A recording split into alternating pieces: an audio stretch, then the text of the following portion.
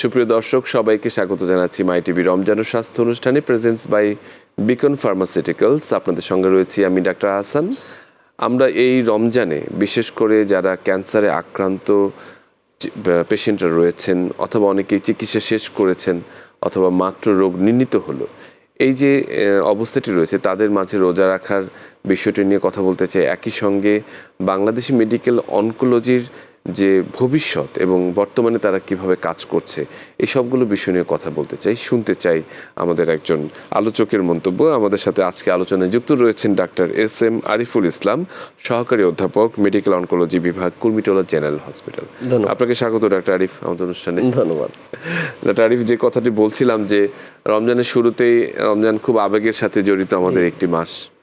সবাই সিয়াম সাধনায় নিজেকে নিয়োজিত রাখছে এবং খুব একেবারেই যদি না পারে রোজা রাখতে সবাই চায়, যদি একেবারে সর্বোচ্চ চেষ্টা করেন।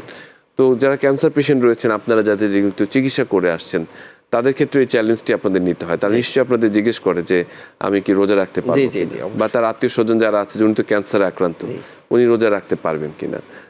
এই যে কারা কারা আসলে রোজা রাখার জন্য এলিজিবল এই ক্যান্সার পেশেন্টদের মধ্যে, এটা উত্তর দেওয়ার আগে আমি স্পেশাল আরেকটা জিনিস হাইলাইট করতে চাই। সেটা হচ্ছে যে আমরা তো এমনি মুসলিম প্রধান দেশ এবং ধর্মভীরু সাধারণত জনগণ, তারা সবাই ইসলাম ধর্ম পালন করতে চান এবং ইসলামের একটা মেইন অংশ হচ্ছে যে আমাদের রমজান বা সিয়াম সাধনা। কিন্তু রোগীদের জন্য এটা আরও ডাবল গুরুত্ব, দ্বিগুণ গুরুত্ব বহন করে। রোগীরা যখন অসুস্থ থাকেন তারা চান যে আমি সুস্থ হওয়ার জন্য স্রষ্টার কাছে যতটুকু সাহায্য প্রার্থনা, আরো বেশি।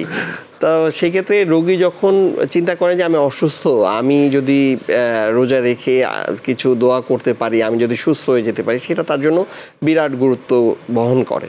তো সেই পার্সপেক্টিভে এবং রোগীর ব্যক্তিগত স্বাস্থ্যর পার্সপেক্টিভেও আমার কাছে মনে হয় যে রোগীর রোজা রাখতে চায় এবং রোগী যদি মোটিভেটেড থাকে যে রোজা সে রাখবেন, তাহলে আমার কাছে মনে হয় যে রাখা অস্বাভাবিক না এবং রাখা সম্ভব। কিন্তু প্রবলেম হচ্ছে যে ওনার যদি কেমোথেরাপি চলে, তাহলে কেমোথেরাপির দিন এবং তার পরবর্তীতে হয়তো 2 দিন 3 দিন, কারো ক্ষেত্রে আরেকটু বেশি দিন, যতদিন না পর্যন্ত সাইড এফেক্টটা বেশি থাকে ততদিন পর্যন্ত ওনার রোজা না রাখাটাই উত্তম। কারো যদি অন্ত্রে কোনো, বিশেষ করে জিআই ট্র্যাক্টে যদি কোনো ক্যান্সার থাকে, তাহলে খাওয়া দাওয়া, অ্যাবজর্পশন এগুলো তো অনেক কম থাকে। তাদের ক্ষেত্রে আসলে আমার মনে হয় ব্যাপারটাকে আরো বিবেচনা, এটা সার্বাঙ্গিক যে শারীরিক অবস্থা আছে, এটা রোগী এবং রোগীর আশেপাশের লোকজন কিন্তু ডাক্তার থেকে আরো ভালো বলতে পারবেন। সেক্ষেত্রে ওরা সিদ্ধান্ত নেবেন যে কখন থেকে রাখবেন, 3 দিন গ্যাপ দেবেন নাকি 7 দিন গ্যাপ দেবেন। আচ্ছা, একই সঙ্গে আমি এটা জানতে চাই যে যেমন ধরুন অনেকে রয়েছেন যে শুধু ক্যান্সার নয়, একই সঙ্গে অন্যান্য কোমরবিডিটিও রয়েছে।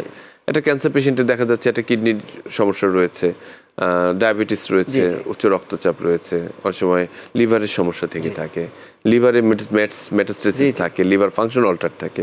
এই ধরনের ক্ষেত্রে আসলে আরো কি কি ধরনের পরীক্ষা নিরীক্ষা বা সতর্কতা আমাদের প্রয়োজন?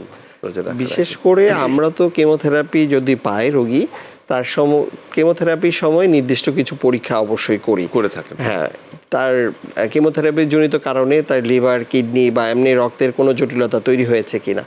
এছাড়াও যদি নির্দিষ্ট কিছু রোগ থাকে, যেমন ডায়াবেটিসের কারণে তো আমরা জানি যে বিভিন্ন রকম জটিলতা তৈরি হতে পারে, সেরকম স্পেসিফিক কিছু পরীক্ষা যদি লাগে আমরা করি। যদি কার্ডিয়াক কোনো পেশেন্ট থাকে, তাহলে কার্ডিয়াক যদি অনেক ড্রাগ আছে যেগুলো কার্ডিয়াক টক্সিসিটি করে, তখন আমরা দেখা যায় যে হয়তো কিছুদিন পর পর ইকোকার্ডিওগ্রামও করি। এটা করতে হয় আমাদেরকে, এগুলো দেখেই আসলে নির্ধারণ করেন। আচ্ছা, দ্বিতীয় বিষয়টি আপনি বললেন যে আসলে শুধুমাত্র রমজান এটি পবিত্র মাস নয়, একই সঙ্গে তাদের স্রষ্টার সান্নিধ্যের একটি একান্ত সুযোগ।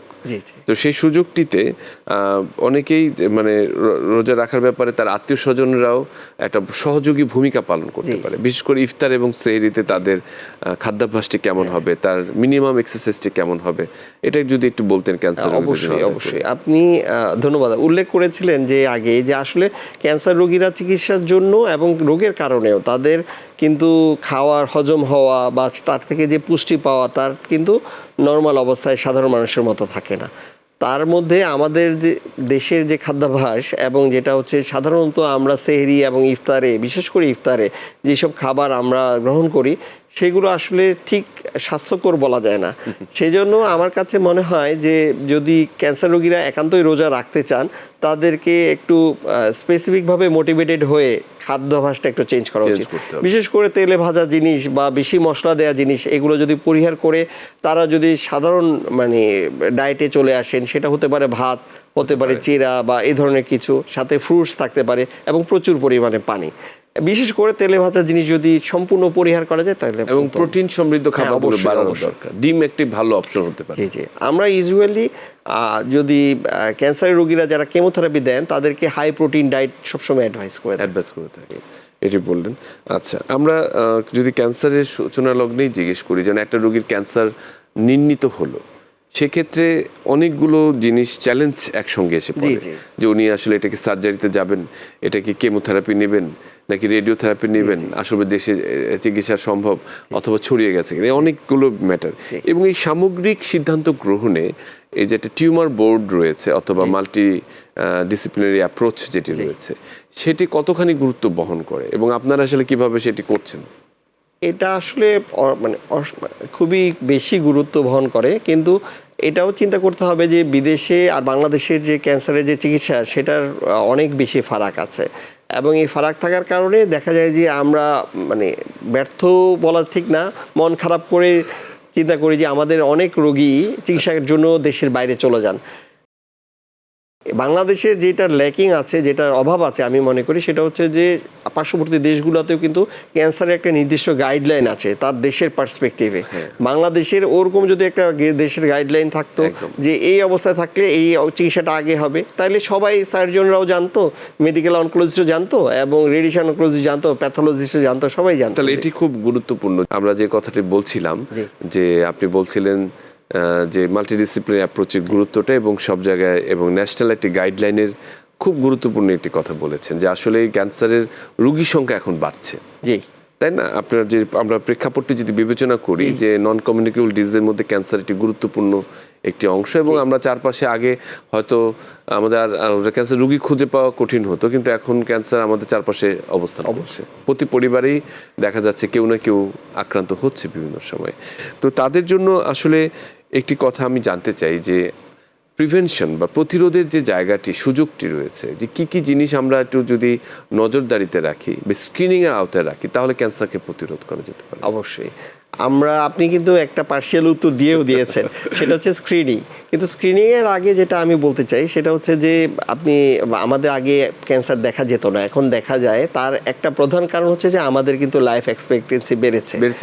আগে আমরা যখন ছোট ছিলাম তখন দেখতাম যে বাংলাদেশের গড় আয়ু হয়তো 60-এর কাছাকাছি বা 60-এরও নিচে, এখন সেটা 70-72, অনেক ক্ষেত্রে আমরা আশা করছি হয়তো 75-ও পার হয়ে যাবে। এই বয়সটা হচ্ছে ক্যান্সার হওয়ার জন্য একটা বয়স। ইউজুয়ালি সবগুলো ক্যান্সারই 60-এর পরে বা 65 বছরের পরে দেখা দেয়। সেই জন্য আমাদের বৃদ্ধ যারা আছেন, বয়োজ্যেষ্ঠ রোগী, তাদের বেশি। আর রোগ নির্ণয়ের ক্ষমতাটাও আমাদের বেড়েছে। আমাদের আধুনিক রোগ নির্ণয়ের যে যন্ত্রপাতি এসেছে দেশে, সেজন্য আমাদের এক্সপার্টিস বেড়েছে, আমাদের ডাক্তাররা সহজেই রোগ নির্ণয় করতে পারছেন, সেটাও একটা কারণ। আর আরও কারণ হচ্ছে যে সেটা হলো গিয়ে আমাদের খাদ্যাভ্যাস এবং জীবনযাপনের অভ্যাস, এগুলোর কারণে। এখন এইগুলো যদি আমরা কি মডিফাই করতে পারি, বয়স তো আর আমরা মডিফাই করতে পারি না, আমরা মডিফাই করতে পারি যে খাদ্যাভ্যাস বা জীবনযাপনের যে অভ্যাস সেগুলো। তা আমরা দেখা যায় যে বিশেষ করে শহরে যারা আছে তারা হচ্ছে ফাস্ট ফুড বা এই ধরনের যে রেডিমেড খাবার, আমরা প্রিজারভেটিভ দেওয়া খাবার, ফল খাচ্ছি সেরকম, সেগুলো দেখা যায় যে আমাদের স্বাস্থ্যের প্রতি একটা ঝুঁকি সবসময় থাকে। আর দ্বিতীয় যেটা, সেটা হচ্ছে যে আমরা যখন ছোটোবেলায় দেখেছি আমাদের স্কুলে সব জায়গায় হয়তো একটা খেলার মাঠ ছিল, সবাই খেলাধুলা করেই বড় হয়েছে, কিন্তু আমাদের সন্তানরা কিন্তু এখন কেউ মাঠে যেতে পারছে না। তো রেগুলার যদি একটা ব্যায়াম করার ব্যবস্থা করা যেত সব মানুষের জন্য, ছোট বড় সবারই, প্রত্যেকটি এরিয়া বেস্ট করে একটা যদি এবং ওজন নিয়ন্ত্রণ করা। আর আরেকটা যেটা আপনি সবচেয়ে গুরুত্বপূর্ণ বলেছেন সেটা হচ্ছে যে যেসব ক্যান্সার স্ক্রিনিং করা যায় সেসব ক্যান্সারের সরকারিভাবে অ্যাক্টিভ স্ক্রিনিং, মানে ম্যান্ডেটরি স্ক্রিনিং এর আওতায় আনা। এটি একেবারেই ভীষণ। তাহলে হয়তো আমরা এই 3-4টা কাজ করে আমরা প্রিভেনশনের দিকে ভালো এগিয়ে যেতে পারবো। আমরা যে কথাটি বলছিলাম যে খুব সুন্দরভাবে আমাদের আলোচনাটি এগোচ্ছিল যে প্রতিরোধের জায়গাটিতে অনেক বেশি গুরুত্ব দেওয়া দরকার। একই সঙ্গে আমরা এটাও জানতে চাই যে কেমোথেরাপি, বিশেষ করে মেডিকেল অনকোলজি একটি গুরুত্বপূর্ণ অংশ হচ্ছে কেমোথেরাপির পার্ট। তো কেমোথেরাপি নিয়ে অনেক ধরনের ভুল ধারণা আছে মানুষের, বিশেষ করে ক্যান্সার নিয়ে অনেক ভুল ধারণা আছে যে ক্যান্সার বোধহয় একটি ছোঁয়াচে রোগ, তাকে আলাদা করে রাখতে হবে, এই ধরনের অনেক মিথ, অনেক গল্প আমরা শুনি। এবং একই সঙ্গে ক্যান্সারের কিছু অপচিকিৎসাও রয়েছে, যারা আপনি নির্ধারণ করে দেওয়ার পর যে আপনার ক্যান্সার হয়েছে তারপর চলে যায় কবিরাজের বাড়িতে। তো এই যে সামাজিক সোশ্যাল যে ট্যাবুগুলো রয়েছে, যে ভুল ধারণাগুলো রয়েছে, এটা থেকে আসলে আমরা কিভাবে বেরোতে পারি? এটা থেকে বের হতে হলে আমার কাছে মনে হয় যত না ডাক্তারদের ভূমিকা আছে, তার সাথে আমাদের সমাজের মিডিয়া ব্যক্তিত্ব যারা আছেন বা মিডিয়ার দায়িত্বশীল যারা আছে, হতে পারে শিক্ষকদের ভূমিকা আছে, মসজিদের ইমাম হতে পারে। কারণ হচ্ছে যে আপনি যেটা বলেছেন যে ক্যান্সার ছোঁয়াচে না, সেটা যে জানা, কোনো ক্যান্সারই আসলে ছোঁয়াচে না। আর একটা জিনিস হচ্ছে যে ক্যান্সার শুধু ছোঁয়াচে না তা না, আমি দেখেছি আমার ব্যক্তিগত অভিজ্ঞতায় যাদের ক্যান্সার হয়েছে তারা রোগীরা পরিচয় দিতে চান না, আশেপাশের কাউকে জানতে দিতে চান না যে তাদের ক্যান্সার হয়েছে। তার কারণ হচ্ছে যে যার ক্যান্সার হয়েছে তিনি হয়তো বাঁচবেন না, কিন্তু তারা সামাজিকভাবে পরিবারটাই কিন্তু অনেক সময় একা হয়ে যায়। তা ওই পরিবারে কেউ সম্পর্ক করতে চায় না, তাদের বাসায় কেউ যেতে চায় না, তাদের বাসা থেকে কেউ বেড়াতে আসলে সেটা ওয়েলকাম না। সামাজিকভাবে যেমন পরবর্তী ছেলে মেয়ের বিবাহ, এইসব ব্যাপারগুলো তো না, আমরা এই পরিবারে ক্যান্সার ছিল। তো এগুলো আসলে মানে এটা থেকে উঠে আসার পেছনে এটা সবাই আসলে আমাদের অ্যাক্টিভলি ভূমিকা রাখতে হবে। আমার কাছে একটা মনে হয় যে আমরা যা কিছু শিখেছি তার মধ্যে আমাদের শিক্ষার একটা বড় ভূমিকা আছে। সেজন্য প্রাথমিক শিক্ষা বা ওই পর্যায়ে যদি ক্যান্সার সম্পর্কে একটা অংশ থাকা যায়, তাহলে মনে হয় যে ক্যান্সার ছোঁয়াচে রোগ না, এটা কি কি কারণে হতে পারে, কিভাবে প্রতিরোধ করা যায়, এটি খুব চমৎকার বলেছেন। এবং সর্বশেষে জানতে চাই যে কেমোথেরাপি বিষয়ক মানুষের একটু ভুল ধারণা হচ্ছে অনেকে নিতে চায় না, অনেকে ভাবে যে এটা নিলে চুল পড়ে যাবে, শরীর নষ্ট হয়ে যাবে, চেহারা নষ্ট হয়ে যাবে। কি বলেন এই বিষয়ে? না, এটা রোগীর যে একদম অমূলক ধারণা তা তো না, সেটা তো তারা বাস্তবতা দেখেন। কিন্তু এটা ঠিক যে ক্যান্সারের সব ওষুধেরই একই রকম সাইড এফেক্ট হয় না, সব ওষুধেই চুল পড়ে যায় না, সব ওষুধেই হয়তো বমি হয় না, সব ওষুধেই পাতলা পায়খানা হয় না। ওষুধ ভেদে কিছু কিছু রোগ ওষুধের যে পার্শ্ব প্রতিক্রিয়া আছে সেরকম দেখা দেয়। তবে আমরা তো চিকিৎসাগুলো করি রোগীকে সুস্থ করার জন্য তাকে কিছু ত্যাগ স্বীকার করতে হয়, এটা এই চিকিৎসারই অংশ, এটা আমাদেরকে মেনে নিয়ে আগাতে হবে। তবে তার যে কমপ্লিকেশন বা জটিলতা কমানোর জন্য যিনি চিকিৎসা করছেন তার সাথে পরামর্শ নিয়ে কত মিনিমাম জটিলতা হতে পারে সেরকম করে। চুল একসময় কিন্তু ঠিক হলে পরে আবার উঠবেও, যেটি কিন্তু আসলে একেবারে 3 মাস পরে আমরা বলি যে কেমোথেরাপি দেওয়া শেষ হওয়ার 3 মাস পরে চুল আবার আগের মতো হয়ে যাবে। তাহলে এটা বড় মানে আশ্বস্তের কথা আর কি। একই সঙ্গে আমরা জানতে চাই যে আমরা আধুনিকায়নের যে ক্ষেত্রটি রয়েছে, বিশেষ করে কেমোথেরাপির ক্ষেত্রে সমগ্র বিশ্বে যেভাবে করা হচ্ছে, আমরা কি সেভাবে করতে পারছি না? দুঃখের সাথে বলতে হচ্ছে যে আসলে আমরা সেভাবে করতে পারছি না। আমাদের প্রতি বছর প্রায় 1.5 লক্ষ নতুন রোগী ক্যান্সারে আক্রান্ত হচ্ছে, আমরা নির্ণয় করতে পারছি। এবং এই রোগীগুলোকে যে চিকিৎসা করতে গেলে যে ইনফ্রাস্ট্রাকচার প্রয়োজন, যে পরিমাণ আমাদের হসপিটাল প্রয়োজন ক্যান্সারের জন্য, হয়তো আমাদের এখনকার সরকার আরো গুরুত্ব সহকারে এটা বিবেচনা করবেন। আরো অনেকগুলো হাসপাতাল হচ্ছে, বিভাগীয় পর্যায়ে 8টা সেন্টার হবে আরো সুন্দর করে। তাহলে হয়তো যে পদ্ধতিতে আধুনিক বিশ্বে কেমোথেরাপি বা অন্যান্য চিকিৎসাগুলো দেয়া হয় সেগুলো আমাদের অসংখ্য ধন্যবাদ ডাক্তার আরিফ আমাদের সঙ্গে এতক্ষণ যুক্ত থাকার জন্য এবং আপনার সুচিন্তিত কিছু মতামত এবং বক্তব্য আমাদের মাঝে পেশ করার জন্য। ধন্যবাদ আপনাকেও। সুপ্রিয় দর্শক, আমরা এতক্ষণ ডাক্তার আরিফের কিছু মূল্যবান মতামত শুনলাম। একই সঙ্গে ক্যান্সার রোগীরা যারা রোজা রাখতে চান তাদের ব্যাপারে কিছু টিপস উনি দিয়েছেন। তাছাড়া বাংলাদেশে ক্যান্সার সুপ্রিয় দর্শক, আমরা এতক্ষণ ডাক্তার আরিফের কাছ থেকে তার সুচিন্তিত কিছু মতামত শুনলাম।